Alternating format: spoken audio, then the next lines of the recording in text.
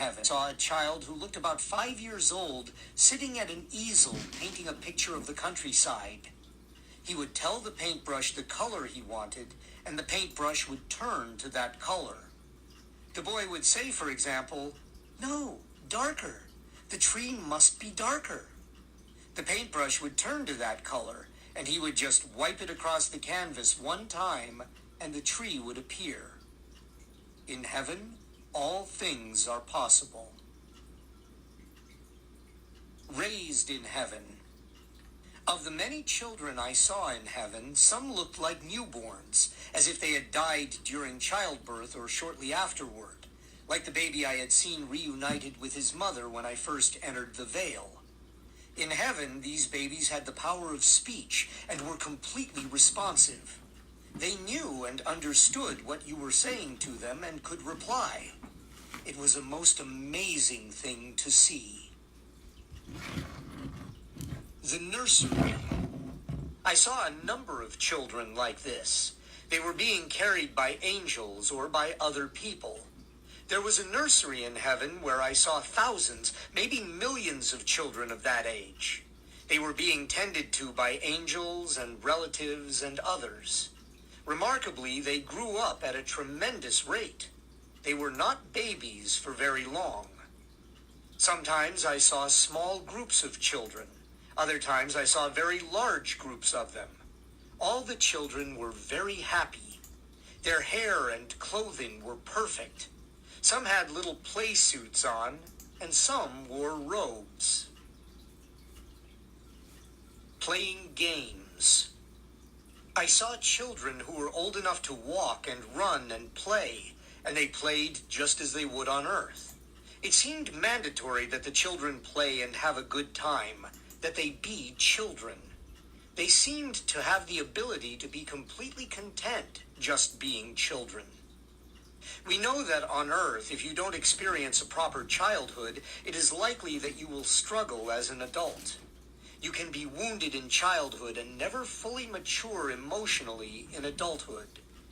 But in heaven, since everything is perfect, children experience perfect childhoods, and they are welcome everywhere and around everyone.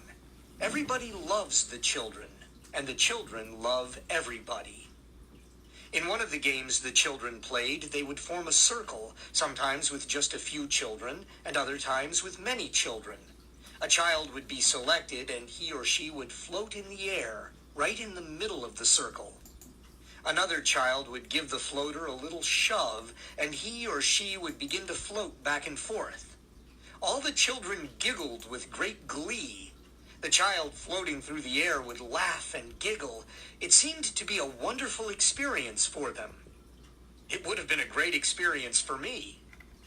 Another game was to see how far they could jump.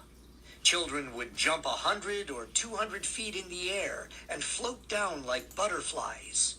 It was an amazing sight. I didn't see anyone play baseball, but I did see children climb tall trees and jump out of them, floating down like cotton balls. It was great excitement for them. No harm could come to them. They were in no possible danger. I saw children playing along the shores of the seas and lakes. There are many lakes in heaven, and again, there was no danger. No harm could befall them. They played in the water, on the water, and under the water. They swam through the water or just sat at the bottom of the lake. They were having a wonderful time playing with the rocks and building sand castles on the beach. What a wonderful childhood. Oh, to have been raised in heaven. I also saw the Lord himself come and hug many children and tell them cute little stories. They loved Jesus, and he loved them so very much. I could not tell by looking at the children if they had ever been sick on earth. I am sure some had been. Yet in heaven, they were 100% healthy, with rosy little cheeks, cherub-like, and they could run and play.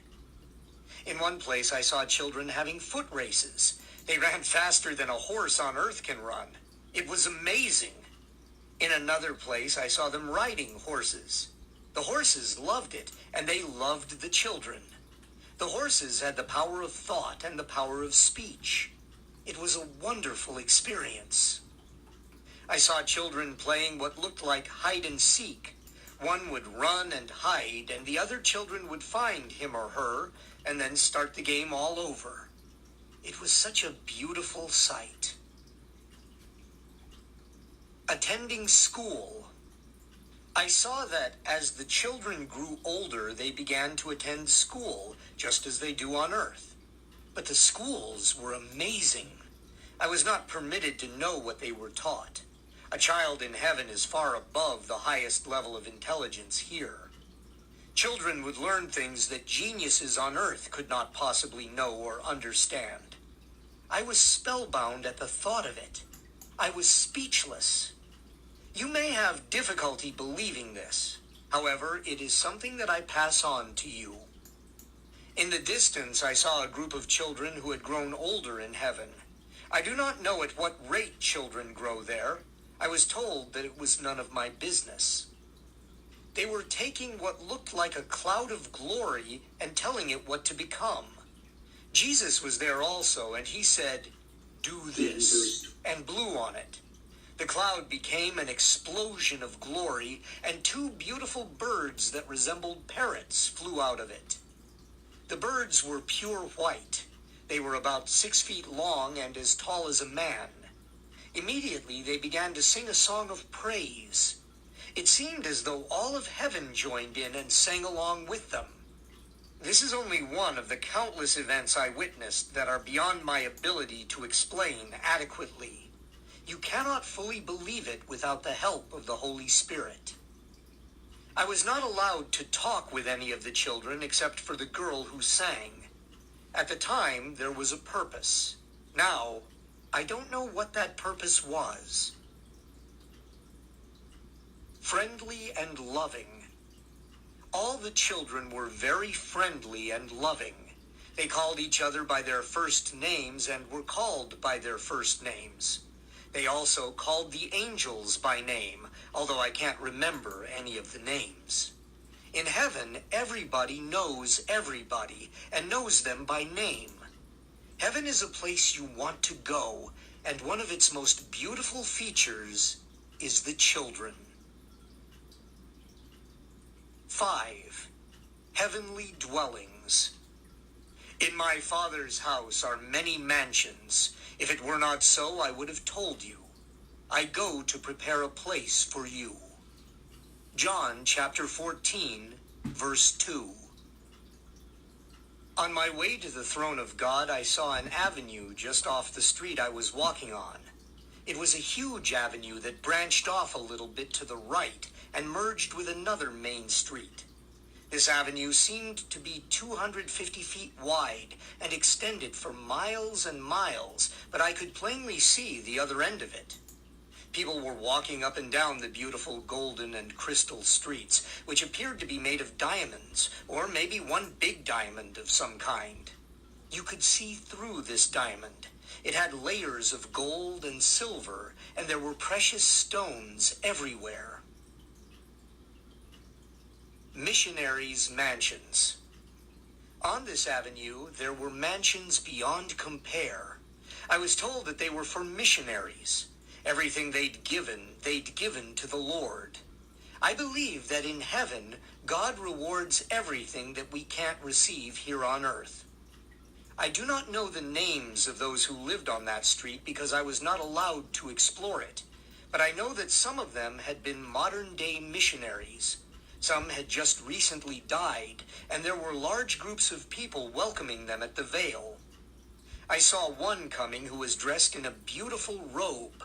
One of the first things he did was to grab his clothes and say, "Oh, how beautiful!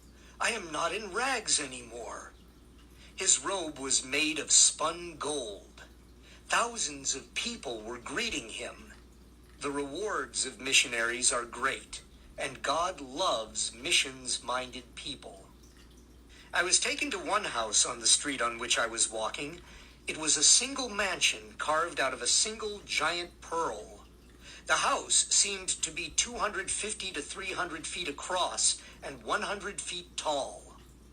The furniture inside had been formed by angels who had molded and carved the pearl into shape. Even the chandelier had been carved out of the pearl, and it was lit.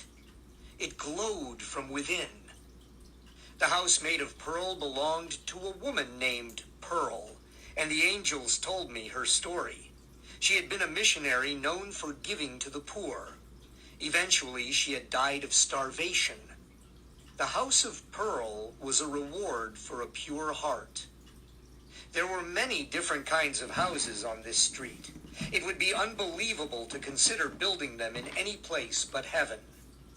As I was passing by one street corner, whether I was walking or floating I do not know, for an angel was holding me by the arm, I wanted to stop and see a specific mansion that belonged to another missionary.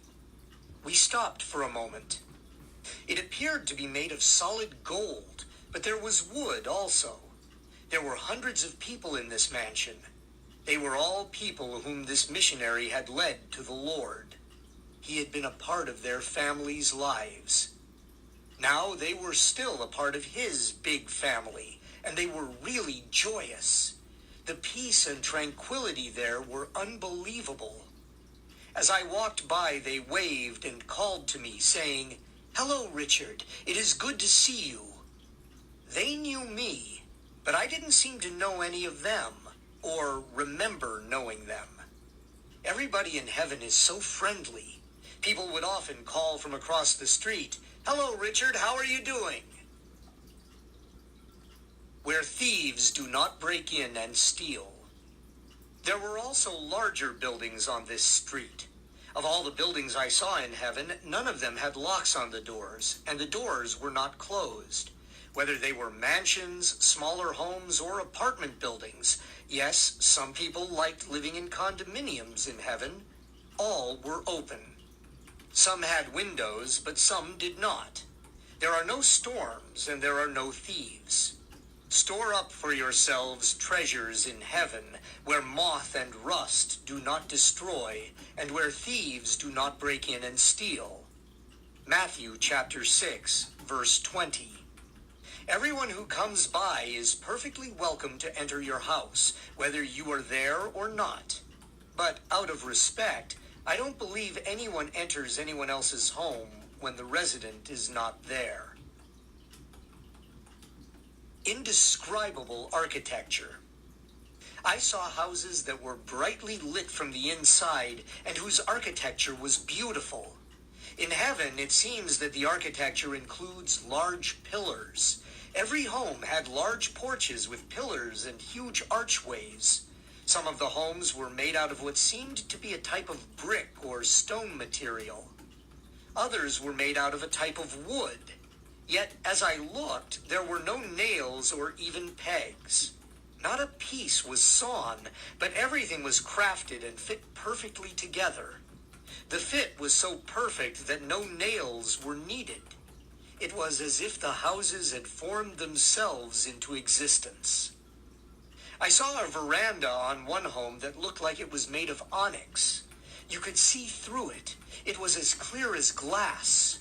Inlaid in the porch were precious stones and gold and silver, and there were great diamonds, the things we hold so dear.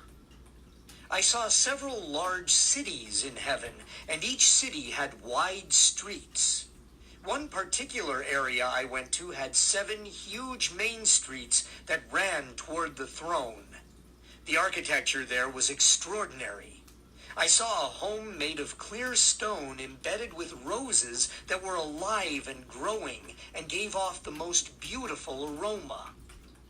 When I put my ear up to anything solid in heaven, I heard it humming the most beautiful songs. Some of the songs were ones we sing on earth, but others were not. Everything gave praise and glory to the Lord.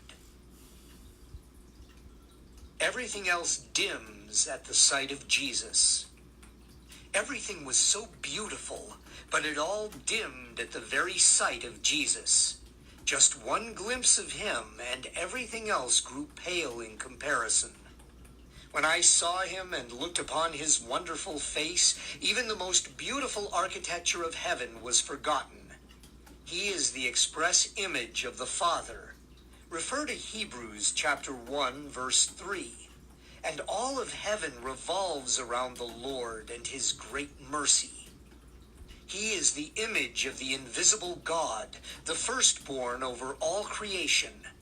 For by him all things were created, things in heaven and on earth, visible and invisible, whether thrones or powers or rulers or authorities. All things were created by him and for him. He is before all things, and in him all things hold together. Colossians chapter 1, verses 15 through 17. The crystal city of lights. In the distance, I could hear beautiful chimes coming from across the crystal sea. It seemed as though it was so far away, yet it was an easy stroll for the inhabitants of this wonderful place called heaven. I so wanted to see what was over there, and something seemed to be drawing me, but for some reason better left to the Lord Jesus, I was not allowed to go. I asked why and received a stern glance. That was all I needed to know about that. A place that I was allowed to see, which was not too distant, was a crystal city that appeared to be made wholly of lights. Each light was different and glowing. The lights were giving off rays of glory that shone brighter than any earthly sun ever could. It was as though the whole city was filled with tall buildings. Some were floating in the air. Some were round. One was shaped like a huge diamond. It alone was clearly visible to me, yet I was at least several miles away from it. It is very difficult to describe. It reminds me of the Apostle Paul's experience. He heard inexpressible things, things that man is not permitted to tell. Second book of Corinthians, chapter 12, verse 4. People continually came out from the city. I didn't know their purpose, and I was not going to ask. Not this time. There were chimes and a bell system that was playing such wonderful music. I still remember the choirs of people and the angels who were singing from the heights above. I wept with adoration and joy at seeing and hearing these wonders that I found impossible to explain. Again, to truly describe them with mere earthly words completely fails me. Oh, that I could express what I felt and what I now feel. After the crystal city of lights, I was with Jesus most of the time. My own heavenly home. I was taken to another home that was just off the main street on which I was walking. I was weeping with joy. I was joining in the joy and happiness of everybody. This home was not as big as some of the others, but it was a fine home. If it were possible to build on Earth, it would cost probably $1 trillion. Again, if it were even possible to build. It was bigger than the White House. The angels told me I had to stop there, saying, "Somebody wants to talk to you." I walked up to the house, and there was my grandfather sitting on the front porch. And my grandmother was there too. The house was their heavenly home. I remember falling down on my knees and saying, "Grandpa." When he stood up, I noticed that he looked like he was only in his late 20s or early 30s. When he died, he'd been 97. Now he was in perfect health, and so was Grandma. We hugged, and I just didn't know what to say. After a few moments, they said, "Richard, you have an appointment with God, but you will be back.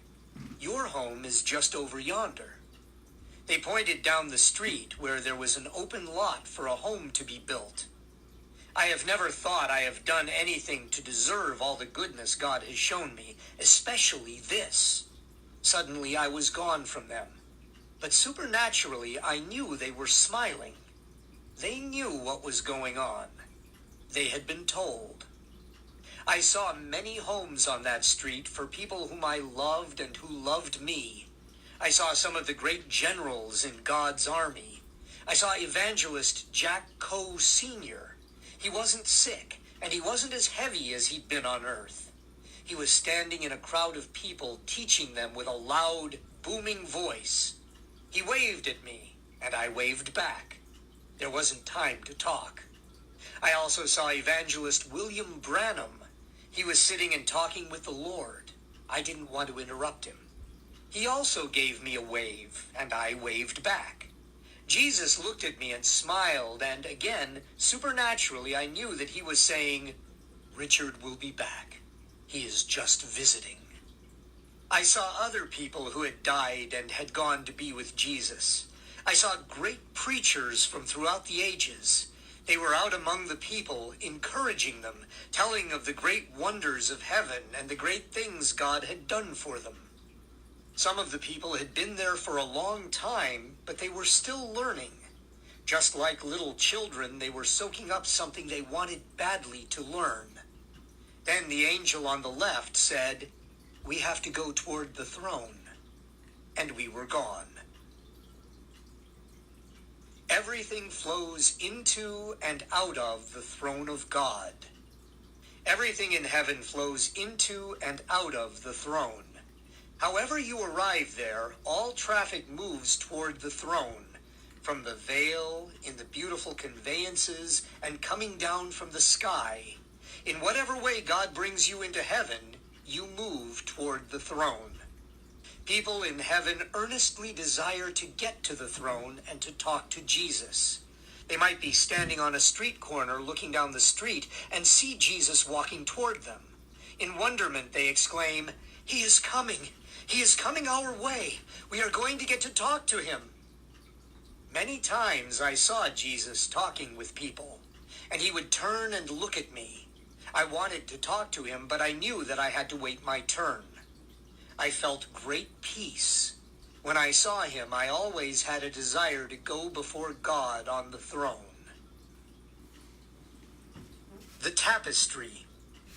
I was walking down a beautiful street on my way to the throne room, which loomed so magnificently in the near distance. On my right, I noticed a wonder that, like everything else, took my breath away. There, in the large picture window of a beautiful home, was a sight that still makes me shout glory. A woman was weaving the most beautiful tapestry that I had ever seen. I was told to go inside the mansion and behold God's glory. The tapestry was hanging in midair without any visible means of support. I can't explain it. I can only tell you what I was shown. The woman had a huge ball of yarn-like material, and she was speaking softly to it, telling it what she wanted it to be. Instantly, it obeyed her wishes. I noticed immediately the beautiful picture that was being formed in the finished part of the tapestry. I also saw that the tapestry was a picture of everything that was visible through the window of the mansion. I was told that just as we are made in the image of God, the picture was being made in the image of what was going on outside the window. The image on the tapestry had depth, and it seemed as if you could have walked into it. Again, everything going on outside the window was going on in the tapestry. Some people were moving around and walking past the windows. Others were standing around in groups, singing. I could hear them just as if I were standing right by the window. The leaves in the trees were moving, as if a gentle breeze were blowing. I also saw myself from just moments before. I was standing outside of the window looking in. I asked one of the angels, "When did she weave this into the tapestry?" He told me, "It was the day that you were born again." I was overtaken with emotion, and I wept. "Come, you have an appointment with the God of your heritage."